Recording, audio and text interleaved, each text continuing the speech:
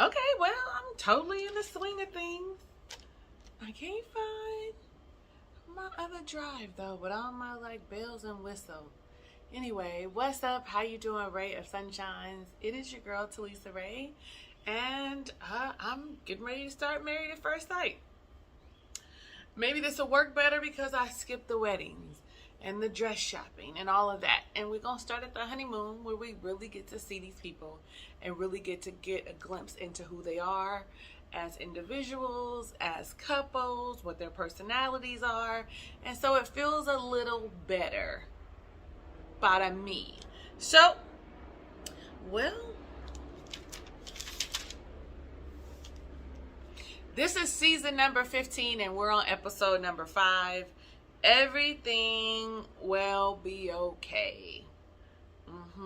All the couples are now in Puerto Vallarta, Mexico. Puerto Vallarta, Mexico.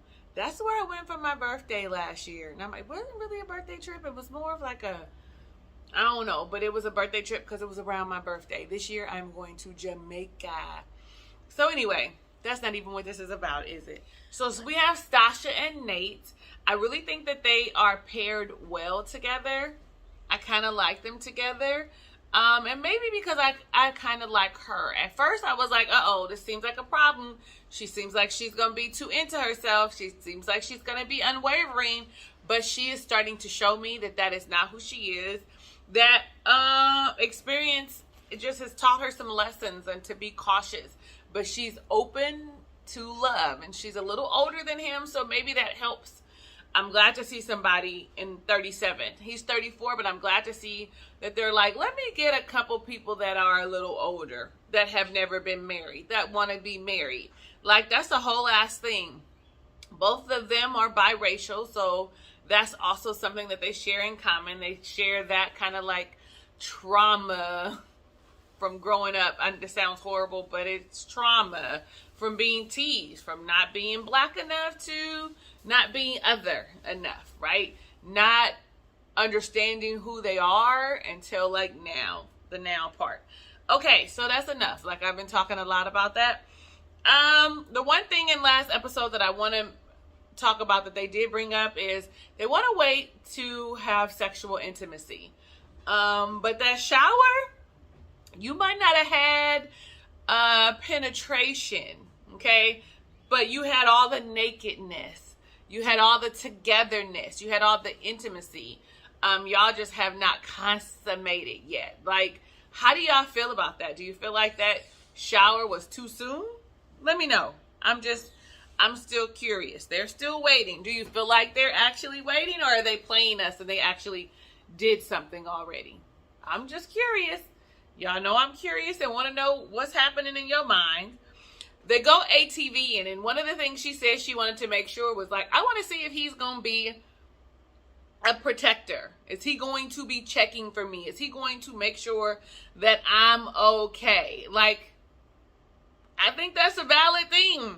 If you want to make sure that he is going to look out for you, this is probably a great activity to show whether he will or not. And he failed immensely from the beginning when she was like, I want to know, when I was trying to figure out how to put on her mask and her hat and her gloves. Like, he's been ATVing before, so it would have been nice to see him to go over and assist her and reassure her. And then him just leaving her in the jungle. Sir, that's not okay. Like, that's not okay. That's not a thing that I think any woman would want, whether we want to protect her or not. I don't feel like that's something that we would want. I don't know. Y'all let me know. Do y'all think it was a faux pas or what? Y'all let me know. I need to know. I like, though, that she did have a conversation that said, hey, you weren't in the moment. You were too busy being on Instagram, which kind of shows his immaturity a little. I be on Instagram all the time when I'm out with my girls, but when I'm out with one of the bays, you ain't seeing me posting a whole lot because I am there now. I'm in the moment, enjoying the time that I have with them. So they go out and they have dinner, and one of the questions is, how long does it take you to get dressed? Because I took a shower and was ready in 15 minutes. Sir, is this your first girlfriend? You ain't known that it takes some time for the beauty that is her. Like, I mean, it doesn't take me that long to get dressed. And she said an hour and an hour and a half, hour to an hour and a half, which I think is about average, because you got to make sure the outfit that you have on is right. If you wear makeup, you want to put your makeup on. You want your hair right. So an hour and a half, I think is a sufficient amount of time. And she says she's good with her time management.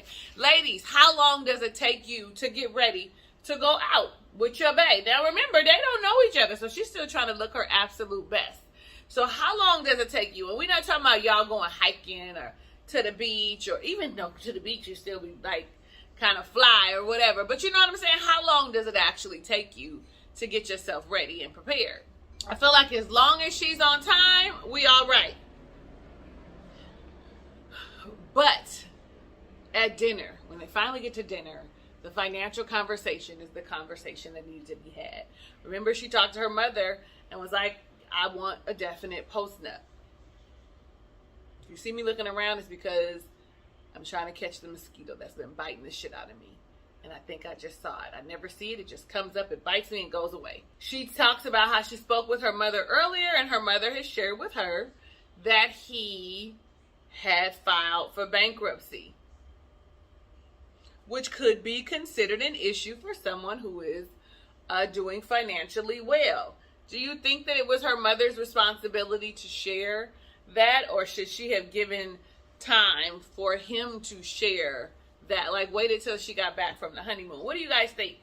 Was mom out of line by saying, hey, we had a conversation and yo, bro had a bankruptcy? But I like the way Stasha addressed it and asked him about it. It wasn't much accusatory. It was just, hey, this is what my mother said. There was a conversation and there was some concerns. And he shared with her, it was like a reset. It was a clean break. It was a start over because XYZ with the business, things didn't go well. It was on my credit. But now it's been 6 months or however long. I've never done a bankruptcy. And I'm in a better space.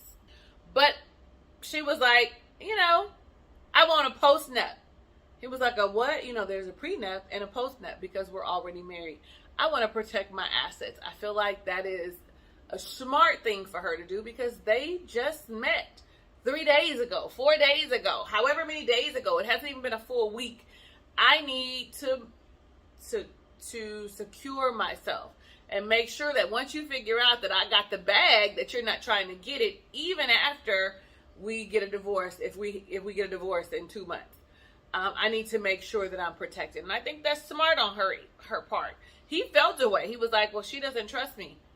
No, sir, she doesn't. She doesn't know you. She doesn't know you. And I think that that's a smart move. If you disagree, tell me down below in the comments. But also tell me why you would disagree. Why do you think that that wasn't a smart move? I can't see y'all feeling like that wasn't a smart move on her behalf. I do see where the age difference is going to come into play and may cause some issues, and that's going to be with the timing of children. She's 37. She's already 35, which is over 35, high risk for pregnancy. And so she's like, I want to have a child in a year. He's all like, I want to wait 2 to 3 years. I want to get to know the person first. That's what's up. You want to get to know him first.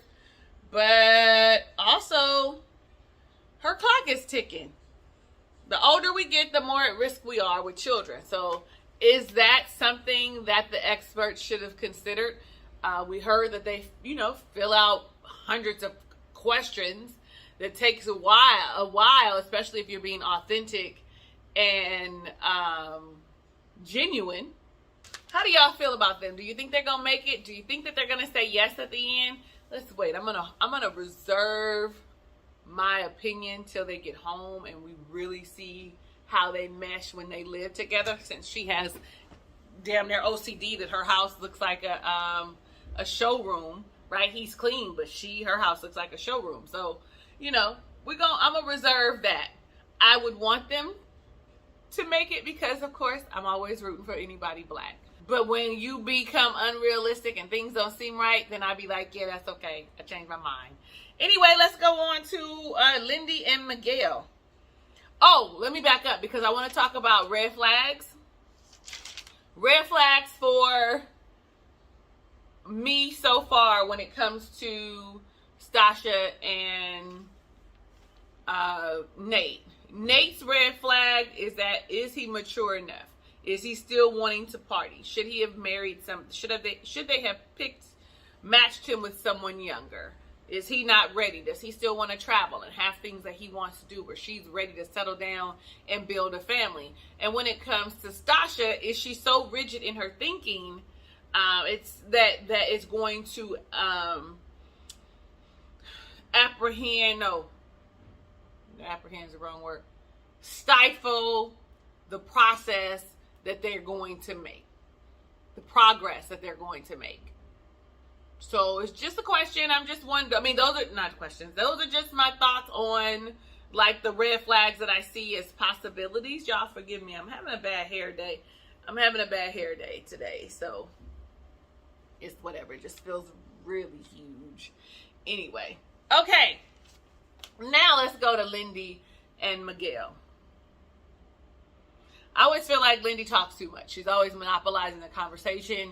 And I get, communication is huge. And in my relationships, because they are one to many, we communicate extensively. A lot. You communicate, you talk about something, then you talk about it again, then you talk about it some more, and then you're tired of talking about it, but you talk about it again, right? And then you make sure you talk about it one more time so that there's clear understanding. But something about Lindy is, it feels too much.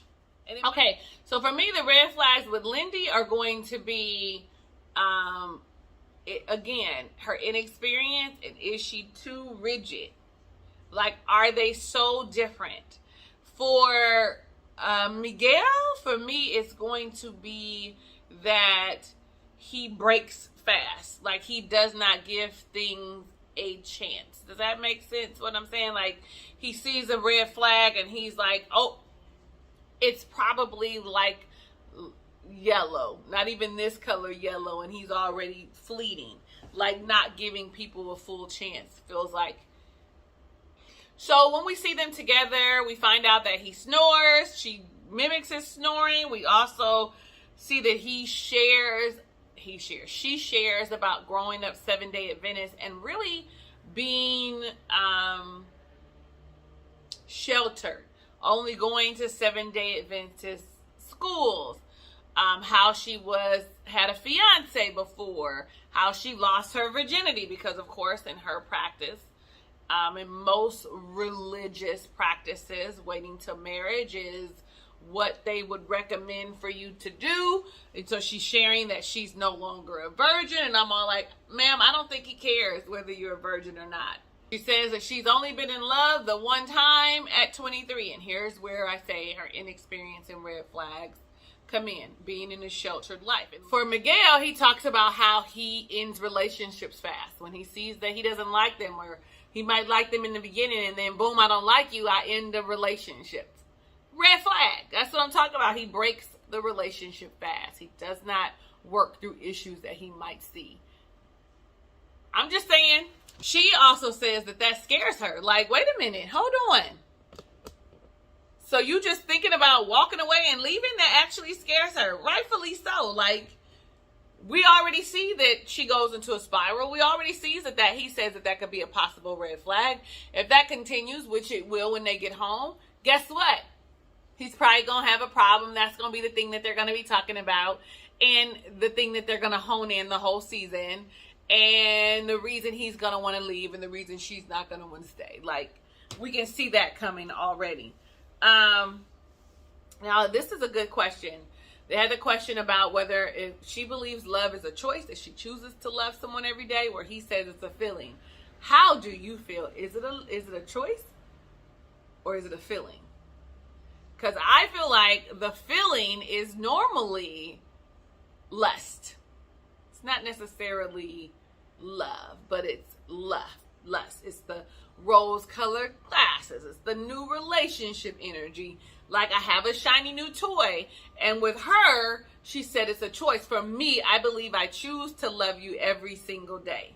And when things are not working out for me, when things are not in alignment anymore, I choose to walk away from the relationship. Doesn't mean I don't love you anymore. It means that we're not in alignment and we just aren't compatible. So I'm with Lindsay. We make the choice every day. But also, we choose not to be fools. I just want y'all to hear that and understand that, okay? We might choose, but please don't choose to be in something that is not adding joy to your life. That's subtracting. That's abusive. That's toxic. Don't choose to be in that. Please, please choose yourself. Choose to love you every day. And in choosing to love you every day, you'll make wise choices in the people that you love. It's just my little quick 2 cents. Anyway, y'all let me know. Is it a choice or a feeling? I want to know down below in the comment. There's no wrong answer. Nobody here is judging you. We all are just spreading some sunshine and giving our thoughts and opinions. That's it. That's all. They have an 8-year age difference. He also gets vulnerable and opens up and says that his mom is schizophrenic. I'm glad that he shared that with her and how he manages the relationship with her. But also in that same conversation, she talked about how her parents argued, etc., or whatever, and that arguing isn't a bad thing. Now, arguments and disagreements are 2 different things. I feel like for me, arguing is heated, people are angry, people are yelling and shouting, not healthy.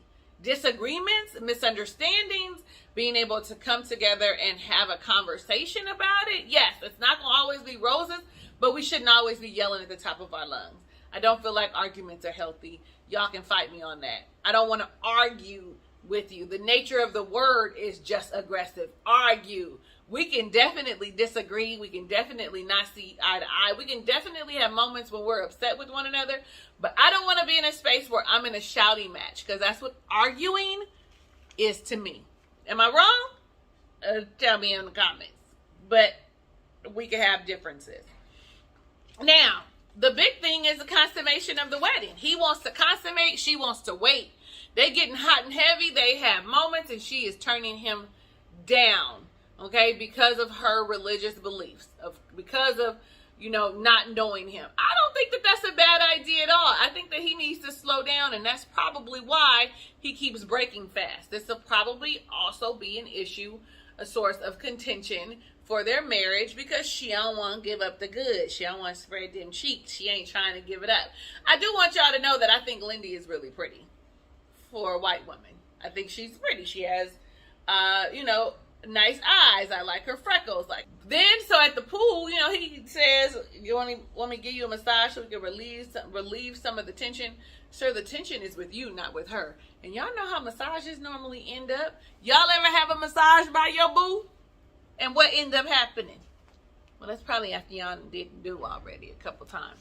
But what tends to happen is, we tend to go to the next level. I'm trying to find the right angles. We tend to go to the next level. They end up, you get a little massage, the next thing you know, they massage in other areas. But they all, in the space, and he on top of her butt. Like, she could feel his excitement, I'm sure. So let's just keep it pushing. And let's talk about Justin and Alexis. I really don't have much written down about them. I wonder if I wrote it in the wrong place. I did. So we're gonna go with it. So we see him, and every time she kisses him, I think to myself, her neck hurts. Me just doing this alone to look up hurts the back of my neck and head. She wanted someone tall. They gave her someone tall and awkward and in fairy tale land. And unfortunately, she is closed off and has been hurt, and has a wall up. So those are their red flags. Let's just get it out the way. He's in fairy tale la la land about what he thinks a marriage is, and is smitten with her so fast and the idea of marriage, and she is closed off. Okay, the wall is up. I don't know why my nose always itches when I be on camera.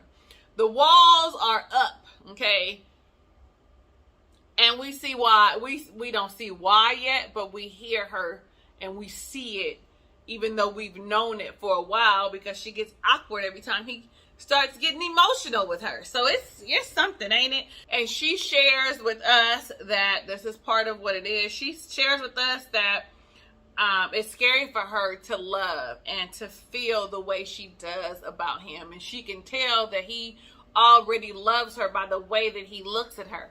Child, I did put it on a different page. So I'm all like watching him, and I'm all like, he's very much so socially awkward. Very much so.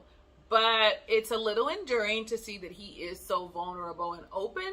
But also I'm all like, this is why your brother did not want you to get married. He knows that you're going to show all your cards too quick, and is it unrealistically?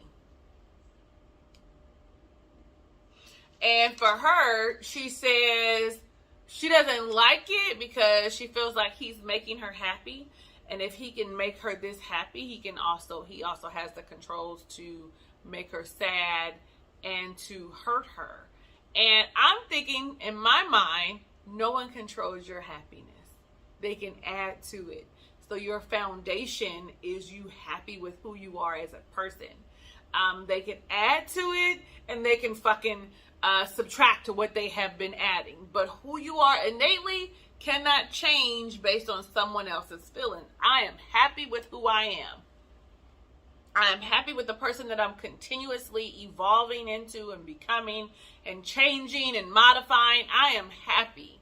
There are things about me, of course, that I continually change, but that's why it's an ever-evolving process. So watching her say that, I'm all like, you're giving someone way too much control, and this is why you're so closed off.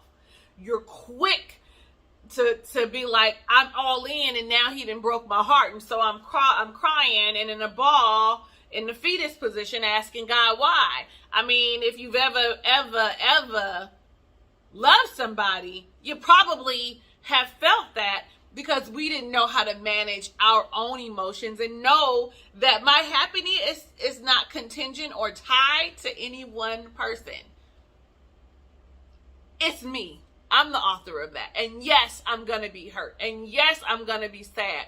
But innately, I'm happy with who I am. Y'all get me. Anyway.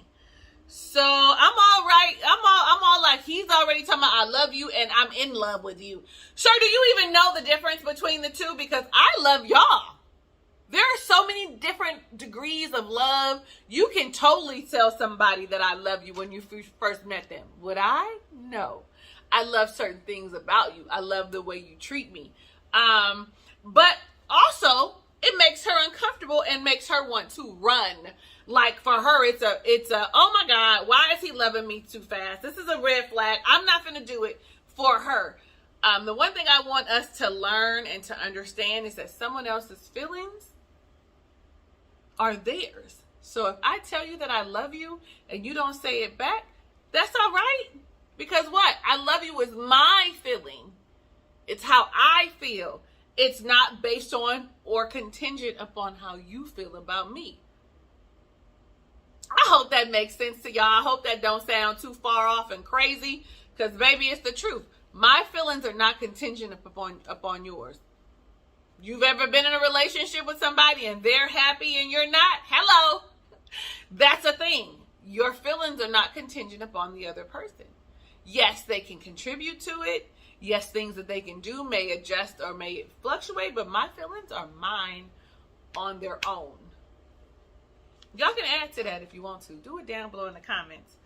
And then I wrote down a question. Has anyone ever told you that they love you really quickly that you were like,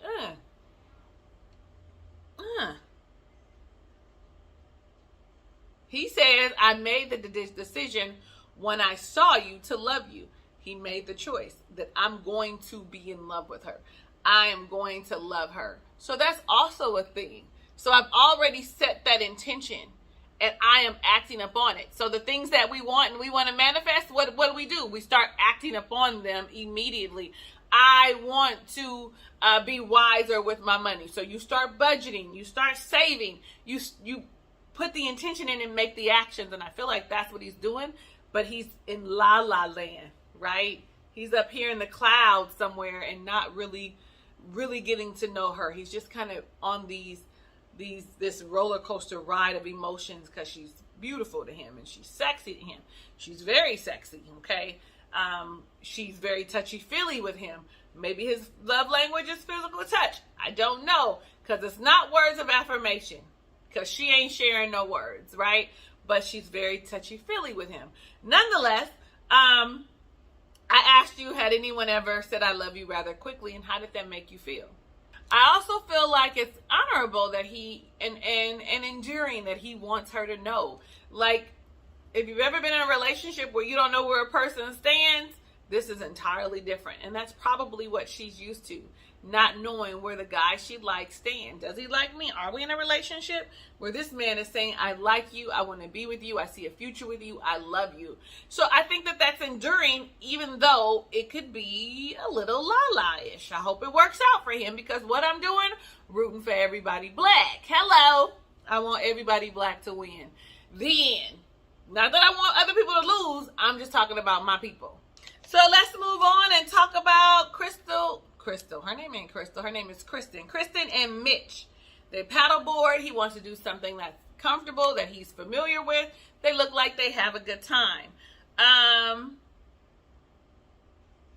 Let's talk about what I saw as their red flags right off the top, in case you feel like you want to fast forward. I feel like for him, he is unwavering and non-committal. And he already said that he ain't been in no long-lasting relationships. I feel like he's too old for that. Isn't he 40? How old is he, y'all? Late 30s? He's 40, right? And then for me, I feel like she's too accommodating. Even though her red flag that she talked about early on was someone who's never been in a committed relationship. But we're going to see some different things next week, so we'll see how this all plays out. He goes to the point and talks to his friend on the phone and tells his friend, yo, like, I'm not physically attracted to her. There's no physical spark. There's no chemistry. And the thing is, he feels bad about it. So that right there tells you that he's compassionate at minimum. Like, he says he feels pressure, and the pressure is not from her. But as he talks more, we realize the pressure came from her family. And her family saying that she's a good person and that she would be good for him, or whatever the fuck that they said. It probably scared him a little bit. It was too much, because he's non-committal. He does not know how to commit. I don't know if this was the right thing for them. For him specifically.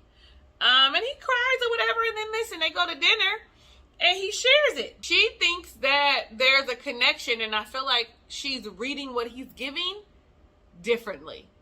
I'm not reading that he likes her. I didn't read it from the moment they met. I didn't read that. When he was like, I don't like women that are all dolled up. She's not all dolled up now. She's actually her regular plain self. But I feel like even before he said what he said a little later, he's not attracted to her. He is being friendly with her. Am I reading that wrong? I don't think so. But y'all let me know down below in the comments. She shares, and how it comes about is she shares that she wants more intimacy, more physical intimacy. I'm ready to move to the next level if you are. And he's all like, honestly, I'm not there yet. Let me see if I wrote down. Yeah, he says it ain't it yet. That's what I wrote. And he says, it's me. It's not you. It's me. Don't think it's you. I think you're a great person. That's what they tell you when they don't like you.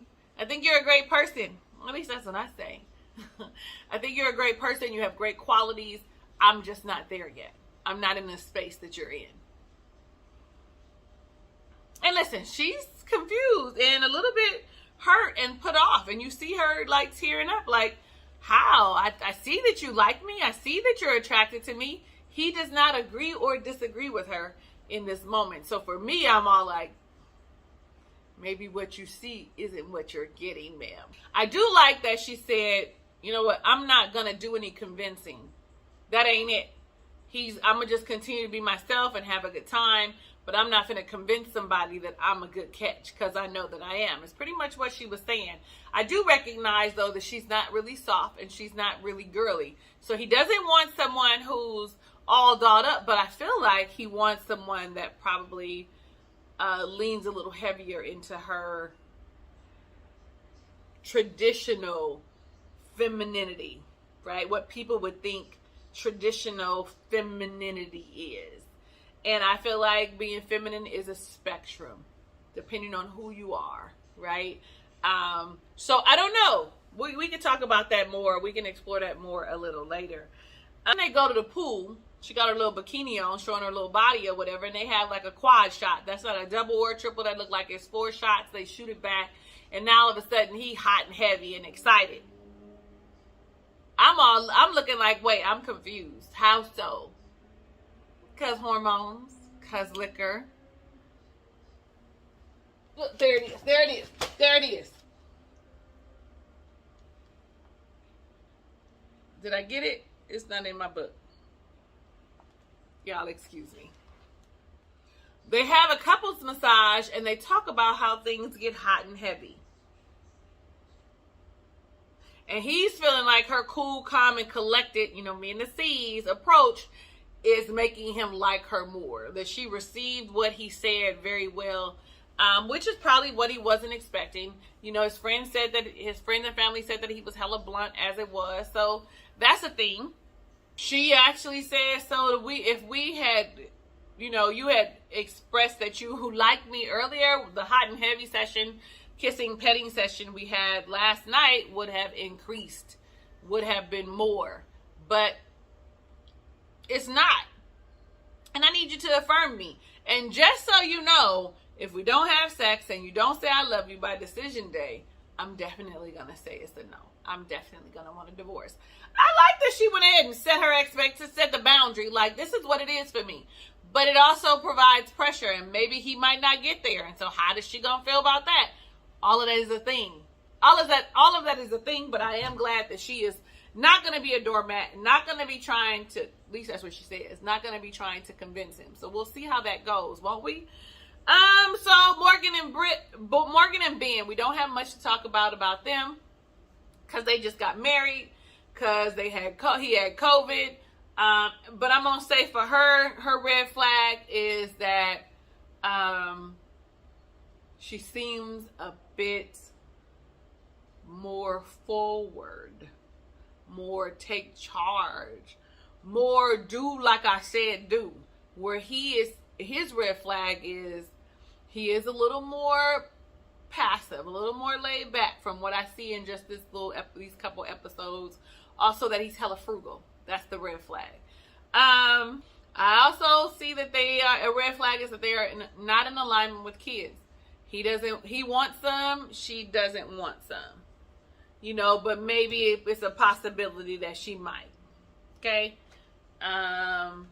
They finally make it to Mexico and they join the group. And so now this is where we get to start. We see them on the boat with the rest of the people. They see a whale.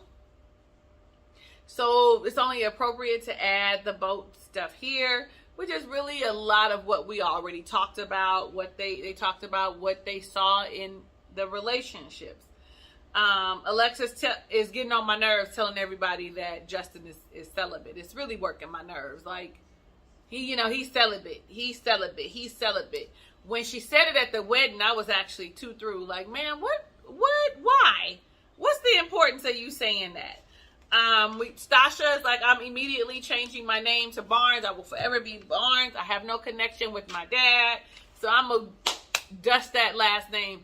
But I want to know that side of my family. I want to know who I am. So when Alexis says, I'm changing my name too, but I know my dad, it kind of stings. Even though Alexis probably didn't mean it that way, it stung. And she has to be careful with how she talks. And she said that. She was like, he's teaching me to be a little more compassionate, a little more emotional, a little more caring when it comes to other people. But I did not mean anything by that. Though I know my dad, I still have no connection with him. So, we're really the same, but we're not. Like, and she kind of apologizes.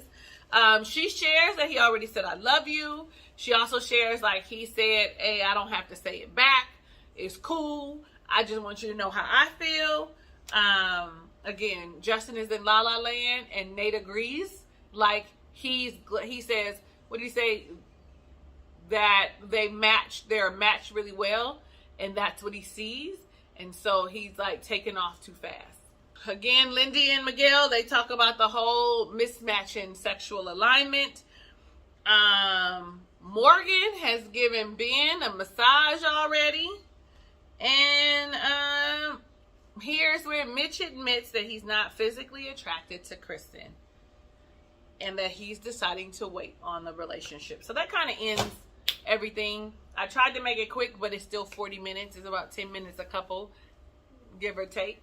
We'll see if I can figure out how to shorten it, but I probably won't be able to. I've been trying for however many years I've been doing Married at First Sight reviews. Y'all let me know down below in the comments what you think about these couples. Did the experts set these people up for disaster yet again? Is it a misalignment with any of them? Like, I feel like Kristen and Mitch are misalignment. Ben and Morgan are misalignment. Lindy and Miguel are misaligned. But I'm going to wait, and I'm going to see a couple more episodes before I really kind of like give my full opinion on them. That's just like a preview, a precursor, the preface before the meat and potatoes, right? Y'all let me know what you think as you see them, as we're getting to know them. We'll get more into it because we got a long time to go together. I am your girl, Talisa Ray. Thank you so much for watching my review of Married at First Sight, season number 15, episode number 5, The Honeymoon. If it's your first time visiting my channel, definitely click the subscribe button and become a ray of sunshine. Hit the notification bell. Even those of you who are already shiny with me, hit the notification bell so you're alerted of when I upload, because I'm back. You can just go ahead and sing it with me. Welcome back, welcome back, welcome back. Anyway, I said hit the like button. No, hit the like button because you like me and I know it's real.